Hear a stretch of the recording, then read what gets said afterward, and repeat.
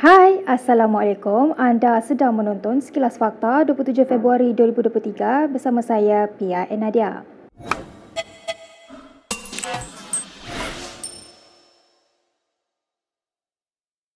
BN menuntut Muhyiddin Yassin dan Azmin Ali menarik balik kenyataannya yang menuduh Ahmad Zahid Hamidi sebagai dalang dalam pertuduhan terhadap pemimpin parti itu. Ini selepas kedua-dua pemimpin itu mendakwa Zahid telah merancang pertuduhan terhadap bekas Ketua Penerangan Bersatu Wan Saiful Wanjan. Dalam surat tuntutannya, BN menuntut pengerusi dan Ketua Penerangan PN itu untuk membayar pampasan dan memohon maaf secara terbuka atas tuduhan yang disifatkan sebagai fitnah dan melampau. Selalu Wan Saiful mengaku tidak bersalah berhubung dua pertuduhan meminta dan menerima rasuah antara lain berjumlah 6.9 juta ringgit.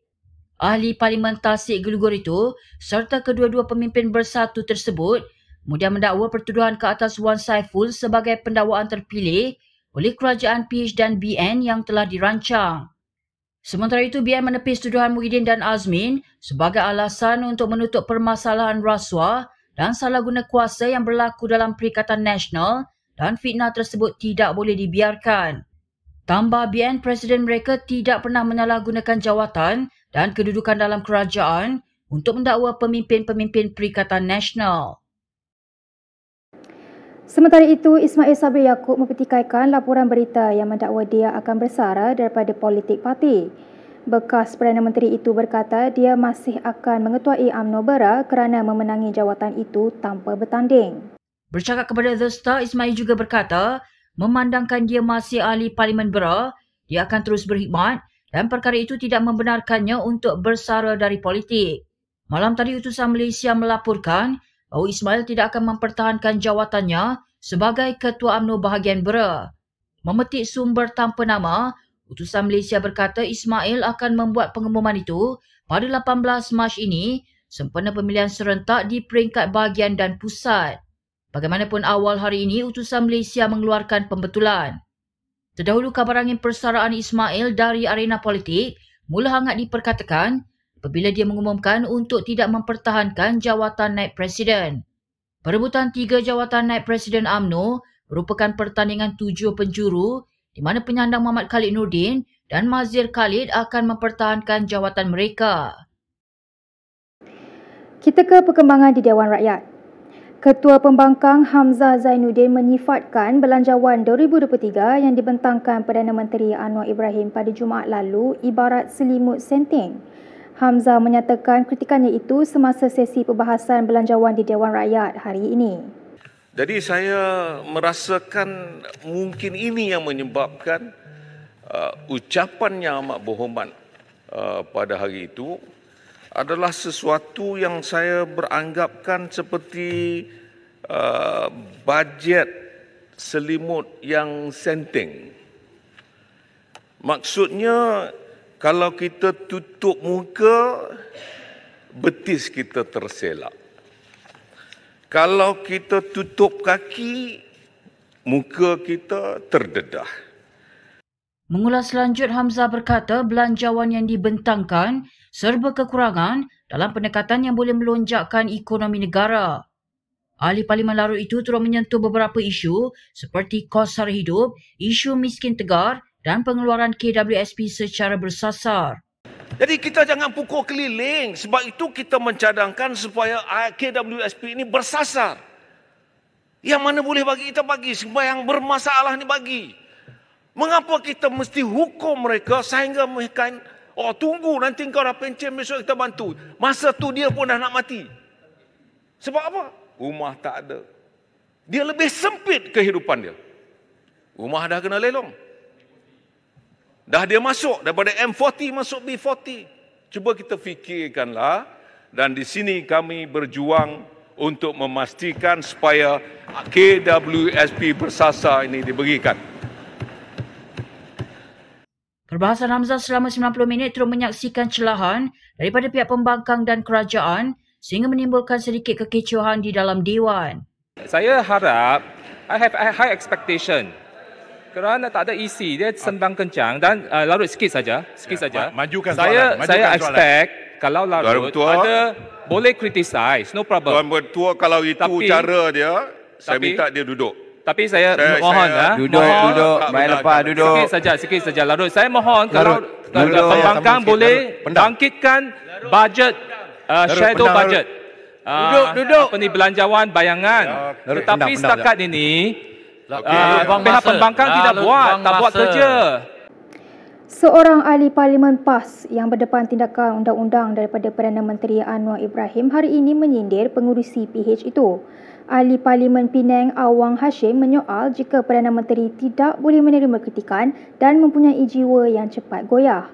Saya risau sekiranya nanti rakyat kenang Yang Amat Berhormat Tambun sebagai Perdana Menteri, bapa sama negara. Kerana mengamalkan budaya fear mongering dengan izin. Menakutkan orang yang menegur. Kalau dia boleh ditegur, mengapa kita tak boleh? Saya gusar nanti Yang Amat Berhormat Perdana Menteri takut dengan bayang-bayang sendiri sekiranya terus berlarutan. Sekian, terima kasih. Anwar sebelum ini telah mengeluarkan 2 surat tuntutan terhadap ahli Parlimen Pendang itu atas dakwaan fitnah. Antara lain mengenai kenyataan Awang yang menggelar Anwar sebagai Perdana Menteri yang lebih pendendam berbanding Dr. Mahathir Mohamad. Ini selepas Ketua Penerangan Bersatu Wan Saiful Wanjan didakwa atas tuduhan rasuah oleh SPRM. Dalam ucapannya hari ini, Awang berkata menjadi tugas pembangkang untuk bersuara terhadap Perdana Menteri yang didakwanya dikelilingi oleh kaki ampuh. Berita seterusnya, pihak polis tampil menjelaskan penahanan 2 pelajar tingkatan 5 yang mengeluarkan kata-kata kesat mengenai kertas sejarah peperiksaan SPM baru-baru ini. Ketua Polis Daerah Hulu Langat Sufian Abdullah berkata penahanan tersebut dibuat mengikut undang-undang. Tambahnya, pihak polis berpuas hati dengan siasatan yang dibuat dan pelajar berkenaan telah dibebaskan pada jam 11 pagi semalam dengan jaminan polis. Sufian menjawab kritikan terhadap penahanan tersebut oleh NGO Lawyers for Liberty yang menyifatkan penahanan itu sebagai tindakan yang berlebihan. Kedua-dua remaja itu ditahan pada malam Jumaat apabila polis menyerbu rumah mereka selepas seorang guru membuat laporan polis terhadap mereka.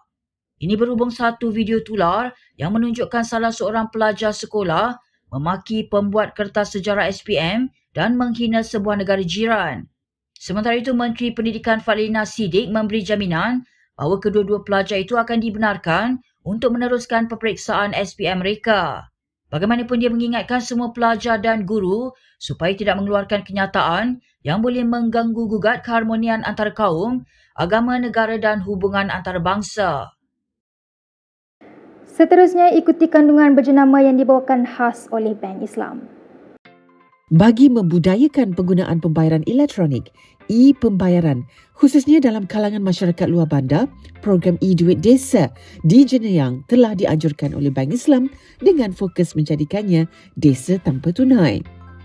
Program ini turut menggalakkan para peniaga menggunakan kaedah e-pembayaran melalui Duit Now QR serta aplikasi perbankan mudah alih GoBiz by Bank Islam dalam transaksi perniagaan mereka. Ini adalah satu inisiatif dipelopori oleh Bank Islam untuk kita lebih memperkenalkan penggunaan cashless transaction kepada peniaga dan kepada pengguna.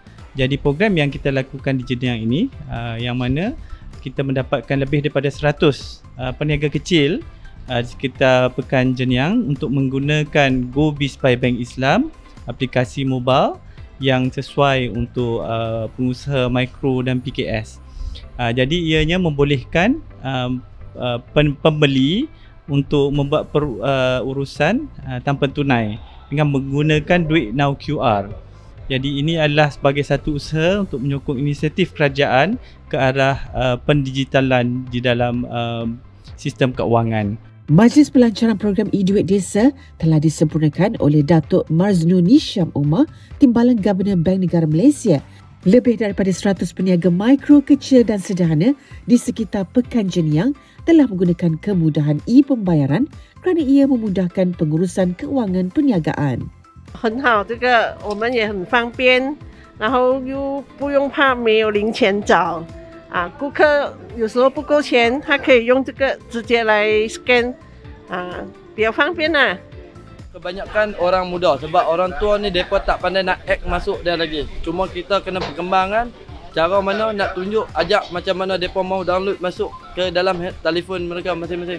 Sekarang ni depa jadi macam tak pandai guna. Macam dulu Masjatra kan. Jadi pi mana tulis buku, lepas tu kita dah ajak-ajak depa pi mana pun depa bawa telefon scan saja. Berikut beberapa lagi ringkasan berita untuk hari ini.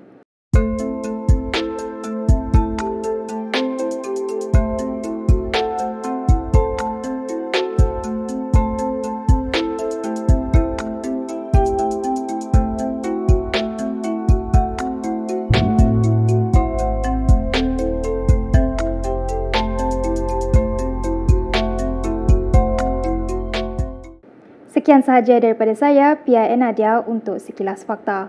Untuk lebih banyak berita, anda boleh melayari kinitv.com. Anda juga boleh mengikuti kami di Instagram, Twitter, YouTube dan Facebook. Salam hormat dan jumpa lagi.